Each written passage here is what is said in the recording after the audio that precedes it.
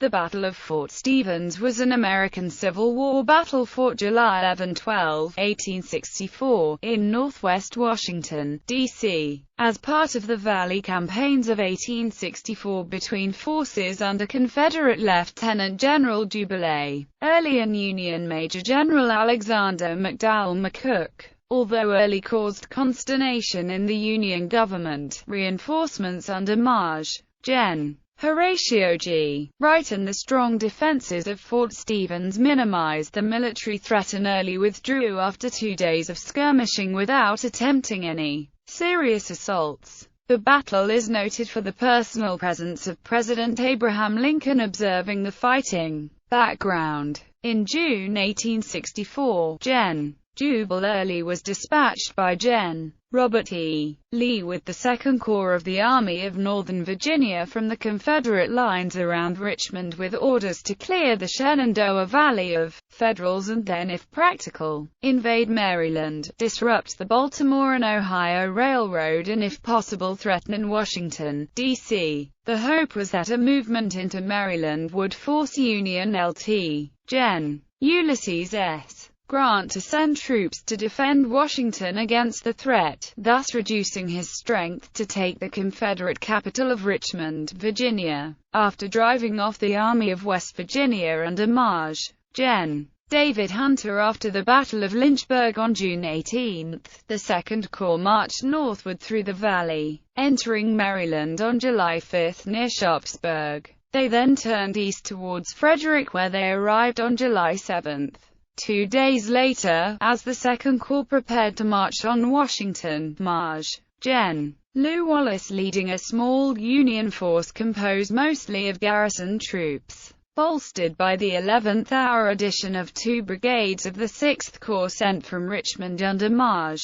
Gen. James B. Ricketts, attempted to resist the Confederate advance at the Battle of Monocacy. The battle lasted from about 6 a.m. until around 4 p.m., but ultimately Early's corps drove off the small Union force, which was the only substantial Union army between it and the capital. Despite the Union loss, the battle cost General Early precious time better spent advancing the 40 miles toward Washington. After the battle, Early resumed his march on Washington, arriving at its northeast border near Silver Spring at around noontime on July 11.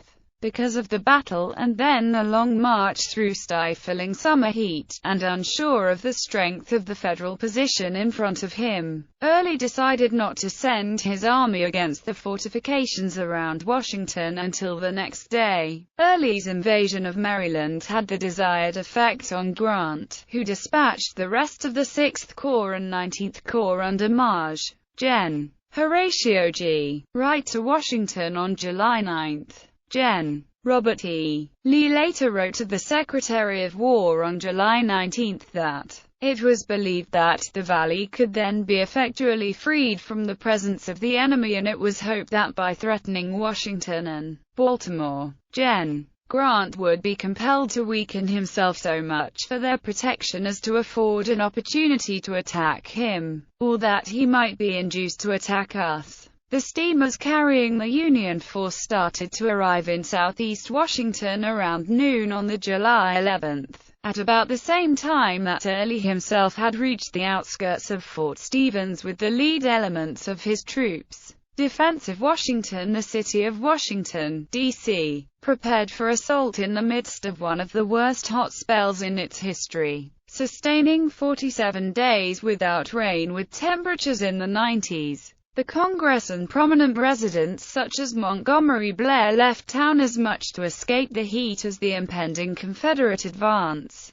President Lincoln remained near the city, staying with his family at the Soldiers' Home in present-day northeast Washington. Yet a steamer waited on the Potomac to evacuate the president if the situation became too dire. Meanwhile, refugees from surrounding counties began to enter the relative safety of the city. Overall defense of the district was given to Major General Christopher Auger as commander of the 22nd Corps. Major Generals Quincy Gilmore and Alexander McCook commanded the northeast sector and the reserve post at Blagden Farm, respectively. Auger commanded an impressive 31,000 troops and 1,000 cannon in 160 fortifications, batteries, and trenches. 87 fortifications were located north of the Potomac with 484 heavy guns and 13,986 troops. Land was cleared surrounding the city to create battlegrounds and open areas for fire. 6 companies of the 8th Illinois Cavalry were stationed in front of the northern defenses.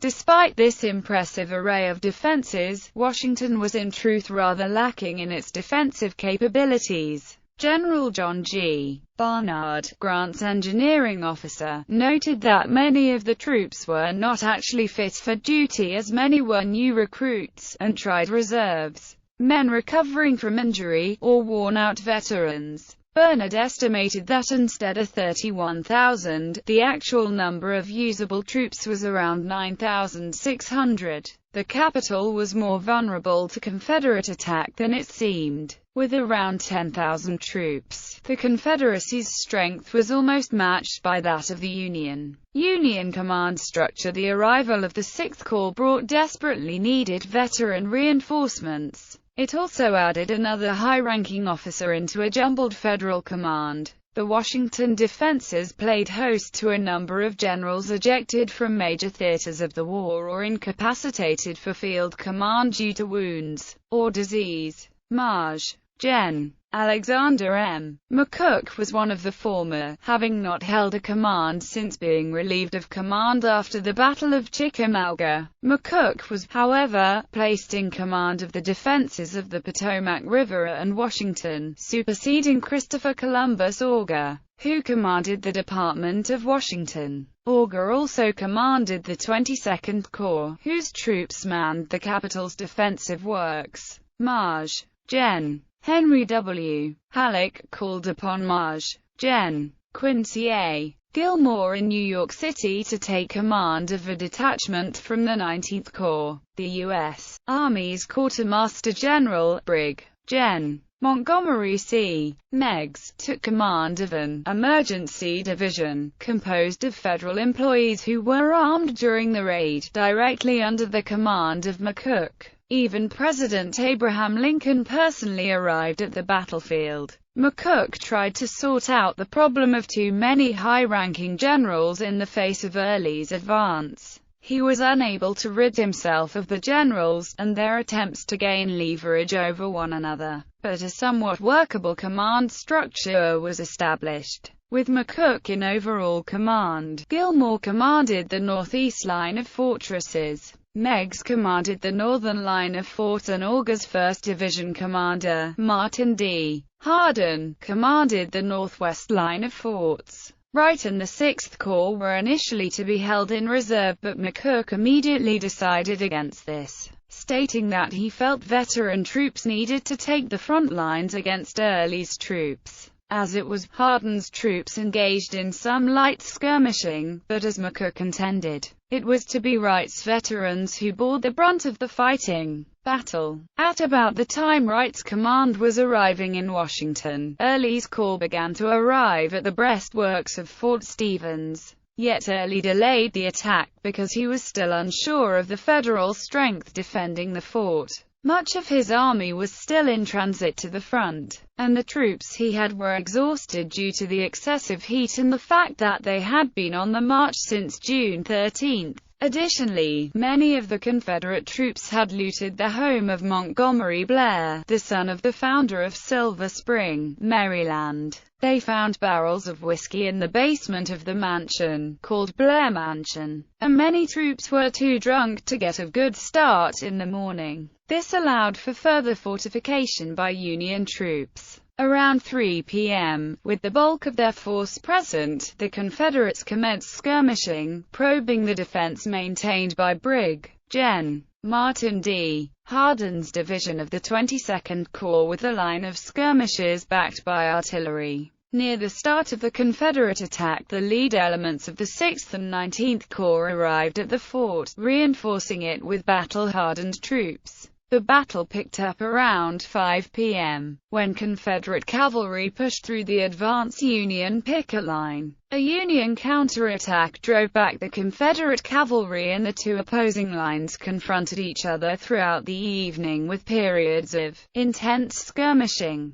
The Union front was aided by artillery from the fort, which shelled Confederate positions, destroying many houses that Confederate sharpshooters used for protection. President Lincoln, his wife Mary, and some officers rode out to observe the attack, either on July 11 or July 12, and were briefly under enemy fire that wounded a Union surgeon standing next to Lincoln on the Fort Stevens parapet. Lincoln was brusquely ordered to take cover by an officer, possibly Horatio Wright, although other probably apocryphal stories claim that it was Oliver Wendell Holmes, Jr., Private John A. Bedient of the 150th Ohio Infantry, the fort commander, other privates of the Ohio National Guard, and Elizabeth Thomas. Additional Union reinforcements from the 6th and 19th Corps arrived overnight and were placed in reserve behind the line. The skirmishing continued into July 12,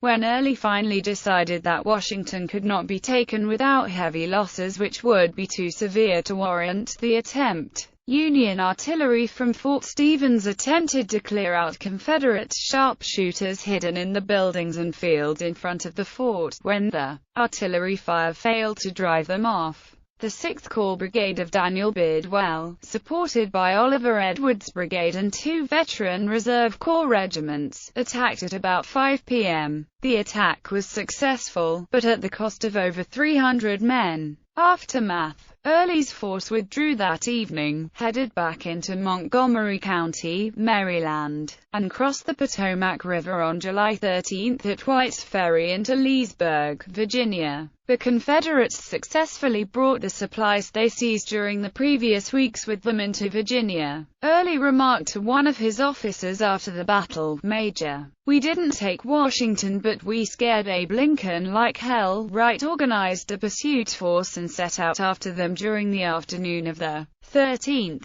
Battlefield: Fort Stevens is now maintained by the National Park Service under the administration of Rock Creek Park. The fort is located near 13th Street NW between Rittenhouse and Quackenboss Streets NW and is the only part of the battlefield currently preserved. The remainder was developed following 1925. The Battleground National Cemetery was established 2 weeks after the battle and is located nearby, at 6625 Georgia Avenue, NW, containing the graves of 40 Union soldiers killed in the battle. 17 Confederate soldiers are buried on the grounds of Grace Episcopal Church, slightly north of current downtown Silver Spring, Maryland, at the intersection of Georgia Avenue and Grace Church Road.